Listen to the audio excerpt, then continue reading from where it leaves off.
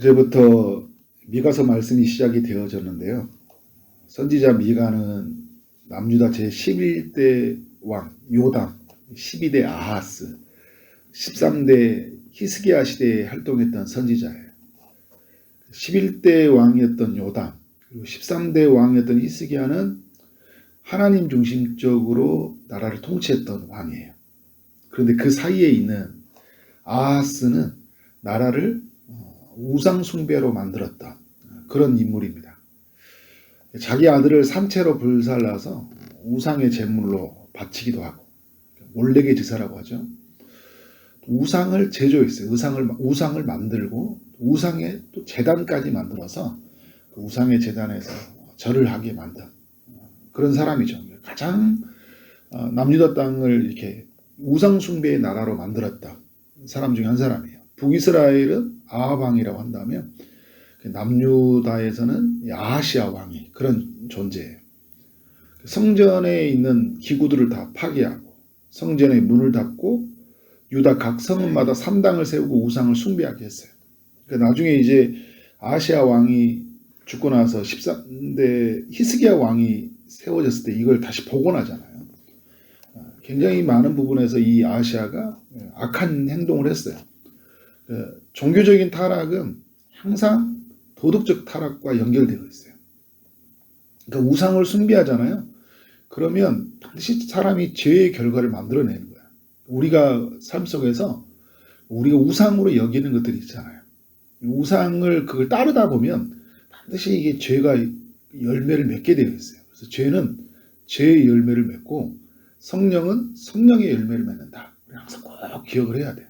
내버려 두면 안 돼요. 이게 자연스럽게 나의 삶의 일부가 되면 그 일부는 거대한 힘이 되어서 세력이 되어서 나를 올가매고 내 가족들, 주변에 있는 사람들에게 엄청난 큰 고통을 준다는 것을 기억해야 돼요. 미가와 동시대를 살았던 선지자가 누구냐면 남유다의 이사야예요. 그리고 북이스라엘에서는 호세아, 이런 사람이 이제 같은 시대를 살고 있었죠. 이사야도 그렇고 미가도 그렇고요. 이 남유다 안에 이 종교적 타락과 그리고 이 종교적 타락은 도덕적 타락이 어떻게 가져왔는지를 잘 묘사를 해주고 있죠. 우리한테 알려주고 있어요. 미가서 1장을 보면 북이스라엘의 죄를 먼저 이야기하거든요. 사마리아의 죄를 이야기해요. 사마리아가 우상 숭배에 빠졌다. 근데 그 사마리아가 죄가 남유다에게 이어져 왔다. 거기에서 뭐 옮겨왔다 이런 의미보다 이제 남유다도 그것을 그 사람들과 같이 따라갔다. 이제 그렇게 보면 되겠죠. 미가는 남유다의 선지자로 부름을 받았지만 이제 이 북이스라엘 안에 죄를 고발해요. 북이스라엘의 죄에 관해서 하나님의 심판이 있을 거라고 말을 하고 또 남유다도 하나님의 공의로운 심판이 있을 것이다. 1장에서 이제 이야기하는 거죠. 2장에서부터는 그 종교적 타락이 어떻게 도덕적 타락으로 이어졌느냐. 대표적인 게 뭐냐면 사회 지도층이 도덕적 타락을 가져왔다.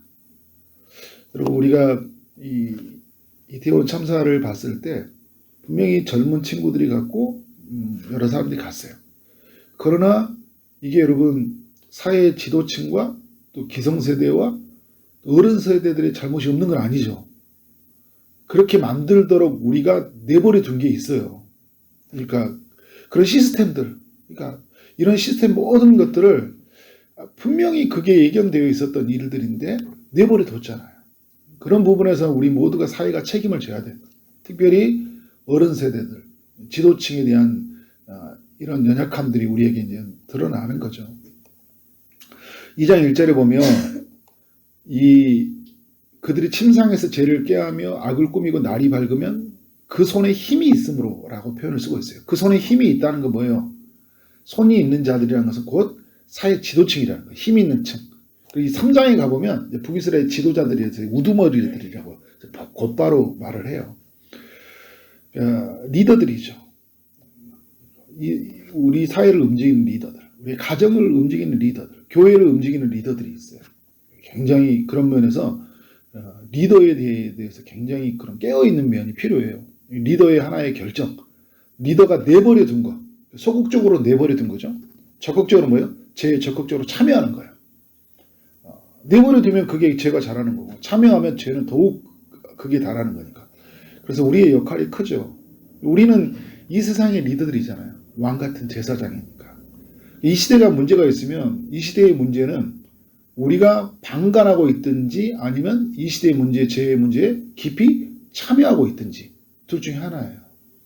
기도하고 하지 못했다든지 남일처럼 구경하고 있었다든지 그런 면에서 우리가 이 시대의 문제를 붙잡고 나가야 되겠죠. 하나님이 그렇게 바라보심이 있으니까. 이들이 어떤 죄를 저질렀다고요? 침상에서 죄를 꾀하며 악을 꾸몄다. 날이 밝기 전까지. 그러니까 밤새도록 어떤 일을 했다는 거예요? 어떻게 하면 다른 사람의 것을 빼앗아가서 내 것을 취할까?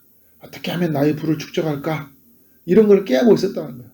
그러니까 안 좋은 일은 다 계획하고 살았다는 거예요. 2절에 보니까 밭들을 탐하여 빼앗고 집들을 탐하여 차지했다고 해요. 그들이 남자와 그의 집과 그 사람과 그의 산업을 강탈하였다. 여러분, 다른 사람의 밭이 탐이 난다고 그것을 가질 수 있나요? 다른 사람의 집이 탐이 나면 그걸 가질 수 있어요? 일반 사람들은 가질 수가 없어요. 그런데 여러분, 힘을 가진 사람은 가능해요. 계획을 짜는 거죠. 어떻게 하면 저 사람의 것을 빼앗을 수 있을까? 저 사람에게 가지고 있는 돈, 부를 나에게 옮겨올 수 있을까? 이렇게 모략을 짜는 거죠. 힘이 있으면 문제가 되지 않아요. 그래서 여러분 어떻게 합니까? 그들의 힘 있는 자들이 밭과 집을 탐내고 그걸 차지했다고. 탐을 냈는데 그게 내 손에 들어온 거예요. 사람과 산업까지 강탈해서 빼앗아 갔다고 해요. 있는 것까지 다 빼앗아 갔어요. 이들은 마치 누구와 같냐면 북이스라엘에서 영향을 받았다고 했잖아요. 북이스라엘이 어떤 사람들과 비슷한가요? 아합이 지은 죄를 너무 닮아있죠. 아합이 어떤 죄를 저질렀어요? 자신의 백성 나봇이 포도원이 너무 좋아 보이니까 어떻게 된 거예요? 그것을 왕궁으로 넓히고 싶어서 그 탐욕이 생겼죠. 여러분, 욕심이 잉태한 즉 죄를 낳고 죄가 장성한 즉 사망을 낳는다고 하잖아요. 욕심에서 우리가 절제를 해야 되는데 내게 있는 것으로 만족해야 되는데 더 갖고 싶은 거예요. 어떻게 합니까? 이세벨이 옆에서 끼어들어서 그 탐하는 마음에 죄를 짓게 하죠. 차지하게 만들어버리죠. 나봇을 죽이고 살인죄까지 도둑질까지 다 범해서 나의 부를 축적해버리고 만 거죠. 이거를 지금 남유다의 지도자들이 그대로 하고 있는 거예요. 힘 있는 자들이. 그리고 이 죄는 뭐예요? 자신들의 조상이 했다. 다윗이 지은 죄를 그대로 똑같이 하고 있는 거예요. 그런 부하의 장수의 여인이 탐하여진 마음을 절제하지 못하고 어떻게 된 거예요? 그것을 내 것으로 삼아버리잖아요. 그의 부하를 죽이고 그의 아내를 치해버리는. 여러분, 지위를 이용해서요, 내 힘을 이용해가지고 죄를 지은 것은 매우 악한 거예요. 매우 악한 거예요. 그러니까 교회 생활을 하더라도 저는 그런 걸 많이 봤어요. 그러니까 힘을 이용해서 하는 것들. 사람이 교회에서 적응하지 못하도록 하는 방법이 있어요. 힘을 이용할 수 있어요. 그 사람에게 어떤 기회도 주지 않는 거예요. 어떤 관심도 쏟지 않는 거예요. 리더가. 그러면 어떻게 될까요? 자연스럽게 그 사람은 도태되어 버려요. 자연스럽게 떠납니다. 힘이 그렇게 무서운 거예요. 왜냐하면 힘은 결정한 자리니까. 우리가 가족도 마찬가지예요. 가족에서 내가 힘을 쓰잖아요. 부모가. 그런 자녀가 엄청 왕따를 당할 수 있는 거죠. 굉장히 어떤 면에서, 왜냐하면 자녀에게 어떤 기회를 주지 않는 거예요. 전혀 인정하지 않고. 그러면 어떻게 된 거예요? 자녀가 상처를 받죠. 그러니까 이 힘이라는 건 굉장히 무서운 거예요. 우리 그 지위에서. 그러니까 우리 이야기라면 사회 지도층 하니까 이 나쁜 놈들, 정치 지도자를 생각하잖아요. 우리도 리더의 자리에서 엄청난 죄를 지을 수 있다는 거예요. 항상 리더는 영광스러운 자리이지만 또 두려운 자리니까 항상 깨어 있어야 돼요. 깨어 있어서 각 사람들을 살피고 섬기고, 주님이 보이셨다. 자기 자신을 낮추셔서 섬기셨다. 그런 섬김의 리더의 모습을 나가야 되겠죠. 빼앗는 자가 아니라 주는 자가 돼야 되겠죠. 탐하는 자가 아니라 만족하는 자가 되고 감사하는 자가 돼야 되겠죠. 8절에 보면 전쟁을 피하여 도망가는 피난민의 의복을 빼앗았다고 그래요. 그래서 피난민들은 보호하고 어떻게 돼요? 우리가 잘 살펴야 될 대상이잖아요. 그런데 그 피난민들 힘이 없으니까 그들의 권리를 빼앗는 거예요. 이게 얼마나 악한 짓이에요. 구약의 이 법이, 율법이 뭐예요? 약자를 보호하는 법이잖아요. 약자를 보호해줘야 되거든요. 적군이라고 할지라도. 근데 그런 하나님 나라 공의, 하나님 나라의 법이 그 마음에 지배하지 않고 뭐가 지배하고 있어요? 오직 뭘 더 가질까? 어떻게 하면 내가 부자 될까? 이거밖에 관심이 없는 거예요. 어떻게 하면 내가 말씀대로 살아갈까? 이게 내 삶에 관심 있는 게 아니라 어떻게 하면 좀 더 잘 살까? 어떻게 하면 다른 사람의 것을 좀 취해서라도 내가 좀 더 누가 피눈물을 나든 고통을 받든 상관이 없어요. 내가 잘 사는 게 중요한 거예요. 그리고 구절에 힘이 없는 여자들, 부녀자들을 쫓아내고 그리고 다음 세대들이 누려야 할 영광을 어떻게 하는 거예요? 빼앗아 가버린 거예요. 필요 없어요. 다음 세대가 어떻게 되든지 상관없어요. 나만 호의호식하면 되는 거예요. 이게 바로 지금 이 남유다 사람들의 지도자들이에요. 어른 세대들이 했던 거예요. 지도층, 권력층들이 부녀자들, 힘없는 자들, 자녀들의 영광을 빼앗고 권리를 빼앗고 돈을 빼앗고 집을 빼앗고 사람을 취하고 그 모든 일을 행하고 있었던 거예요. 여러분 1절에 보면 그들이 침상에서 죄를 깨하며 악을 꾸몄다는 것은 치밀한 계획을 했다는 거죠. 영화 기생충에서 송강호가 아들을 보면서 너는 다 계획이 있구나. 그죠? 근데 여러분 하나님도 계획이 있다는 거 아세요? 3절에 보면 여호와의 말씀은 내가 이 족속에게 재앙을 계획했다니. 자신들은 악을 계획했는데 뭐 하나님 뭘 계획하고 있어요? 재앙을 계획하고 있다는 거예요. 어떤 재앙이냐? 쭉 이후에서 말을 하고 있죠. 4절 이하에 보면 그들에게서 빼앗았던 산업을 다시 떠나게 하겠다. 그들이 빼앗았잖아요. 다른 사람을 취했거든요. 그리고 빼앗았던 밭을 폐역자들에게 돌려주겠다고 하는 거야. 그러니까 이걸 누구에게 주냐면 이제 멀리 역사를 내다보면 이제 바벨론에 주겠다는 거잖아요. 빼앗았던 것들을. 그들이 취해왔던 것들. 그리고 이제 가까이는 이제 나중에 이제 아수르가 침입을 하거든요. 완전히 못하지만 아수르에게 줘버리고 애굽에게 줘버리고 바벨론에게 줘버리겠다는 거예요. 니들 빼앗은 거. 그러니까 결국 자기들이 빼앗은 것들은 자기 게 아닌 거예요. 하나님이 이들에게 심판을 통해서 그들과 같이 악한 자들을 통해서 너희가 얼마나 악한 자라는 걸 보여주는 거예요. 다 얻은 것들, 죄로 얻은 것들은 어떻게 된 거예요? 죄로 다 또 다른 죄의 세력에 의해서 다 잃어버릴 것을 말하고 있어요. 결국은 오늘 말씀에 이렇게 5절을 보면 분깃에서 줄을 댈 자가 하나도 없을 것이다.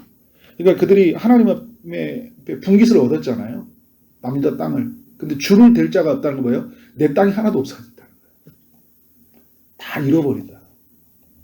근데 여러분 12절과 13절을 보면 하나님이 다시 이스라엘을 돌아오게 한다 했거든요. 남은 자들. 근데 이런 것 같아요. 우리가. 이게 돌아오고 하나님 회복할 세상을 바라보고 하나님 일하실 걸 바라보는 사람들은 오늘 날 것을 만족하고요. 그리고 내가 오늘 무엇을 해야 될지 알아요. 지도자로서. 백성을 사랑하고 말씀이 잘 시행되게 하고 우리의 가정이 잘 은혜롭게 보존할 수 있도록 우리 교회가 보존할 수 있도록 하고 이 사회가 잘 이루어갈 수 있도록 우리가 그 역할을 해요. 이 약속이 있고 미래가 있고 영광이 있는 사람들이잖아요. 근데 이게 없는 사람들은 어떻게 하는 거예요? 늘 빼앗고 취하고 그리고 세상의 죄에 타협하고 세상의 죄를 짓는데 적극적으로 가담하고 살아가요. 이게 바로 말씀이 없고 약속이 없는 사람, 하나님의 영광에 붙잡히지 않은 사람들의 특징이에요. 이게 지금 이들이 이렇게 살아가고 있잖아요. 결국은 이들의 결과는 뭐예요? 다 빼앗는 거예요. 다 잃은 거예요. 근데 사실 오늘 말씀에 이렇게 12절 13절에서 하나님이 그 회복하실 세상, 이런 세상을 바라보았다면 이런 죄를 짓지 않잖아요. 근데 오늘 남은 자들이 그런 사람이 있다거든요. 그런 중에도 사회 지도층 중에는 뭐예요? 하나님 앞에서 경건하게 하나님 나라를 위해서 기다리고 살아가는 사람. 그 이후에 아시아 왕 다음에 누구예요? 히스기야와 같은 왕. 그리고 아시아 왕 전에 요담과 같은 왕이 있다는 거예요. 우리는 어떤 사람이 돼야 되냐? 오늘 말씀이 말하고 있는 거예요. 요담과 히스기야처럼 장차 오실 그 하나님 나라를 이루어질 하나님 나라를 바라보면서 정말 내게 있는 자리에서 힘으로 다른 사람들을 굴림해서 빼앗는 것이 아니라 내게 있는 자리에서 누군가를 섬기고 사랑하고 그리고 아낌없이 주고 아낌없이 베풀고 그리고 이 땅에 공의롭지 못한 세상을 위해서 우리가 기도하고 섬겨가는 것이 우리의 삶이다. 그렇게 살아가는 여러분 삶 되어지기를 주님 이름으로 축원합니다. 아멘. 기도하도록 하겠습니다. 하나님 아버지, 미가서의 말씀을 묵상하고 또 나눌 수 있는 은혜를 우리에게 허락하여 주시니 감사합니다. 하나님, 우리가 죄를 범함으로 말미암아 하나님의 영광을 가리지 않도록 인도하여 주옵소서. 우리에게 주신 것을 만족으로 여기게 하여 주시고, 그래서 다른 사람을 탐하는 삶이 아니라 다른 사람에게 있는 것을 축복하고 또 다른 사람이 정말 주 안에서 잘 살아갈 수 있도록, 우리가 섬기는 삶으로 살아갈 수 있도록 인도하여 주옵소서. 우리에게 가진 그 자리에서, 지위에서, 힘으로 다른 사람들을 에게 고통을 주지 않도록 주님, 우리의 마음을 깨어있게 하여 주시고, 장차 이루어질 영광, 정말 주님 우리에게 주신 약속, 그 은혜를 바라보며 오늘을 하나님 감사로, 또 오늘을 하나님 앞에 주시는 그 축복으로 누리며, 그리고 많은 사람들에게 하나님의 사랑을 나누며 살아가는 우리 모두가 될 수 있도록 인도하여 주옵소서. 왕같은 제사장으로 우리를 불러주셨사오니 하나님 우리 맡겨진 소명을 온전히 감당할 수 있도록 역사하여 주옵소서. 이 시대 아픔 가운데 있는 모든 이들을 우리가 상처를 싸매야 하는 역할들로 감당하도록 우리를 사용하여 주옵소서. 육체의 아픔 중에 있는 성도님들 찾아가셔서 치료의 강선을 비춰주시고 고쳐 주옵소서. 취업을 준비하는 이들, 결혼을 준비하는 이들, 또 임신을 준비하는 모든 이들에게 은혜 베풀어 주옵소서. 또 오늘 하루 만나는 모든 사람들에게 주님의 사랑이 흘러가기를 원합니다. 주어진 일을 최선을 다해 일하게 하심으로 말미암아 하나님께 영광이요 우리 모두에게는 큰 기쁨이 되는 하루 되게 하여 주옵소서. 예수 그리스도 이름으로 기도를 쌓옵나이다. 아멘.